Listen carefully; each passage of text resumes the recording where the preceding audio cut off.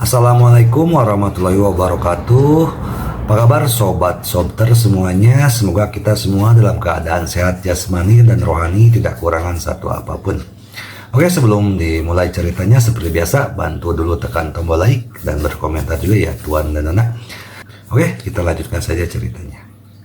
Sabtu, tanggal 12 April tahun 2025. Bab 3428. Saatnya menyelesaikannya sekali dan untuk selamanya. Bab 9446 sampai dengan bab 9450. Pada saat ini, Ye Chen tidak tahu apakah dia tidak bereaksi atau tidak ingin bereaksi. Bibir Gu Qiuyi yang lembut dan manis menciumnya, seolah-olah dia telah membaca mantra untuk membekukannya, membuatnya merasa tidak bisa bergerak. Setelah waktu yang lama, dia merasakan napas Gu Qiuyi semakin berat, dan dia juga merasa dorongan itu semakin sulit ditekan.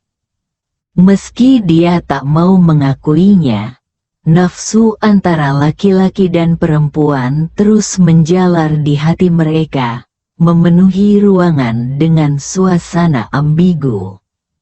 Ye Chen tiba-tiba merasa sangat bertentangan. Di masa lalu, dia selalu memperlakukan Gu Qiuyi sebagai saudara perempuannya dan tidak pernah mempunyai pikiran yang tidak pantas terhadapnya. Bertahun-tahun telah berlalu, dan adik perempuannya telah tumbuh dewasa. Dia tidak hanya menjadi wanita muda yang cantik, tetapi dia juga masih setia padanya. Sekarang, dia benar-benar berinisiatif untuk menciumnya, dan itu bahkan ciuman yang penuh gairah. Perasaan ini membuatnya menolaknya secara psikologis, tetapi secara fisik ia merasa seolah-olah telah jatuh ke dalam perangkap yang tidak dapat dilepaskannya. Di tengah perjuangannya, dia juga sedikit kecewa terhadap dirinya sendiri, karena saat itu dia menyadari bahwa hatinya ternyata tidak sekuat yang dibayangkannya. Dulu rasanya saya pikir saya tidak punya kelemahan, tapi sekarang saya sadar bahwa sebenarnya saya punya kelemahan.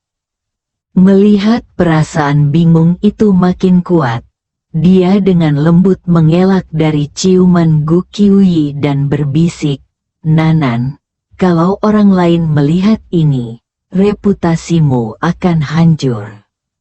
Gu Qiuyi menatapnya dengan keras kepala dan bertanya, "Apakah aku peduli?" Ye Chen berkata dengan tak berdaya, "Kamu seharusnya peduli, kamu harus peduli." "Tidak. Aku tidak peduli sama sekali," Gu Qiuyi menjawab dengan tegas. Dia berdiri berjinjit untuk menemuinya lagi. Karena takut dia akan mundur, dia berinisiatif memeluk pinggangnya dan mencium bibirnya lagi. Ketika mencium Ye Chen, dia berkata samar-samar, "Kakak Ye Chen, aku bisa menerima tawanan menciummu, karena aku tahu dia memilikimu di dalam hatinya. Tetapi jangan lupa bahwa aku juga memilikimu di dalam hatiku, dan ini sudah lebih dari 20 tahun." Setelah itu, dia akhirnya memberanikan diri. Matanya merah, suaranya lembut, dan berkata, "Kakak Ye Chen, aku tahu bahwa apa yang disebut perjanjian 3 tahun yang kau janjikan kepada orang tuaku sebelumnya hanyalah taktik menunda. Aku mengerti situasi dan kesulitanmu. Aku tidak membutuhkanmu untuk menikah denganku. Bahkan jika kita tidak menikah di masa depan, Aku dapat menerimanya. Tetapi aku benar-benar ingin melahirkan seorang putra untukmu. Dan kebetulan kali ini kau akan tinggal di Yanjing selama beberapa hari. Berjanjilah padaku, oke? Ye Chen segera menggelengkan kepalanya. Nanan, hal semacam ini tidak begitu sepele. Kamu bilang sebelumnya bahwa kamu akan memberiku waktu. Mengapa kamu tiba-tiba mengangkat topik ini sekarang? Gu Qiuyi berkata dengan sedih. Bukankah aku melihat Tawana menciummu? Karena dia begitu berani, maka keberanianku seharusnya lebih besar darinya. Sudah berapa lama dia menyukaimu? Dan sudah berapa lama aku menyukaimu? Karena dia memiliki keberanian untuk menciummu, maka aku memiliki keberanian untuk menyerahkan diriku padamu. Setelah itu, dia menyeka air matanya dengan hati-hati dan berkata dengan serius, asal kamu mengangguk, aku akan pergi bersamamu malam ini, atau kamu bisa pulang bersamaku. Ye Chen hanya bisa menghiburnya dengan sabar. Nanan, sekarang bukan saatnya untuk membahas masalah ini. Jangan lupa bahwa aku sudah menikah. Jika aku berhubungan seks denganmu dan kamu mengandung anakku, lalu apa tanggung jawabku? Perselingkuhan, anak haram. Apalagi apakah kamu bisa mengangkat kepalamu? Aku bahkan tidak bisa mengangkat kepalaku.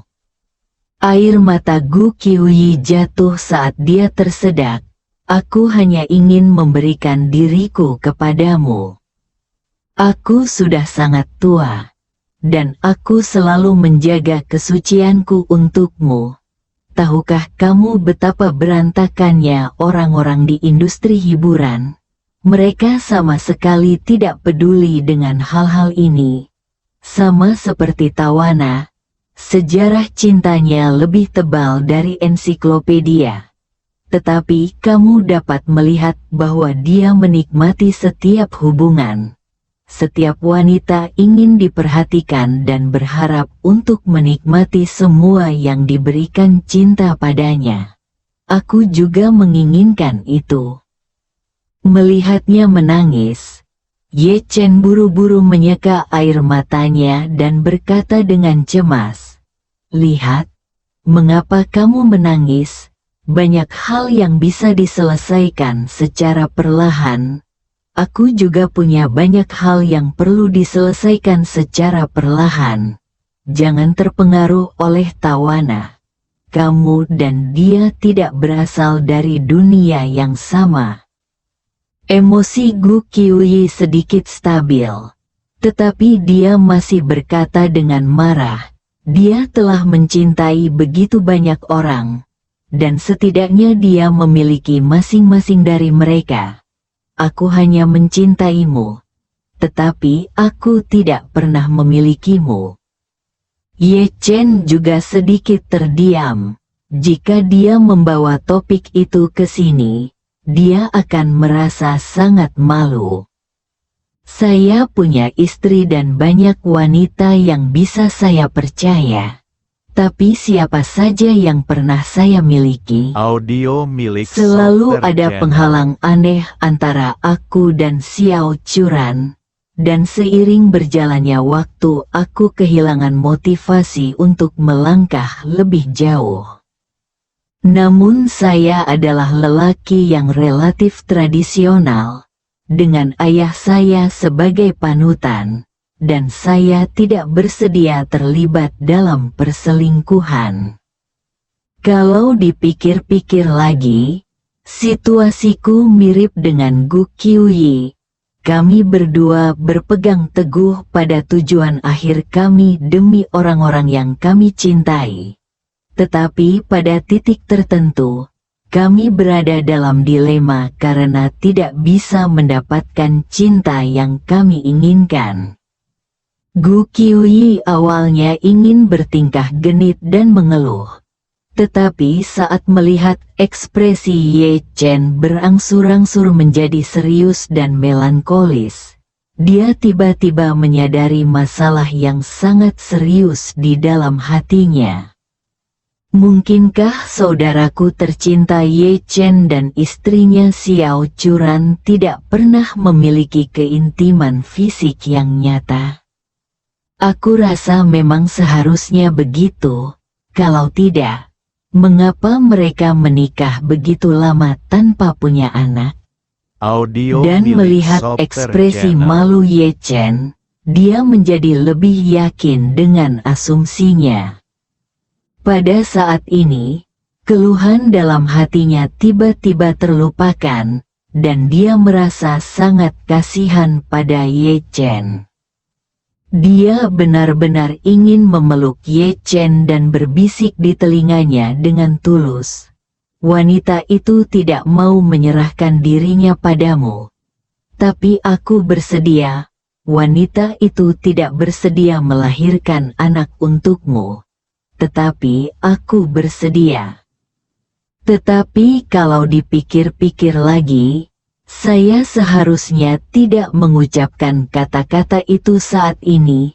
Tidak hanya akan membuka bekas luka Ye Chen, tetapi juga akan membuatku lebih terlihat seperti seorang simpanan. Tetapi semakin aku memikirkannya, semakin aku merasa bahwa aku punya banyak sekali keluhan dan tidak ada tempat untuk melampiaskannya. Sebenarnya sayalah yang diganggu. Sejak kecil aku sudah bertekad untuk menjadi istri kakak Ye Chen, dan kedua orang tua dari kedua belah pihak sudah mengaturnya. Jika bukan karena kejadian waktu itu, aku mungkin sudah menikah dengan saudara Ye Chen sejak lama dan punya beberapa anak. Lalu apa hubungan Xiao Churan dengan dia? Xiao Churan, jika kamu baik kepada saudara Ye Chen, aku akan menerimanya. Tetapi kamu tidak tahu bagaimana menghargai berkat-berkatmu.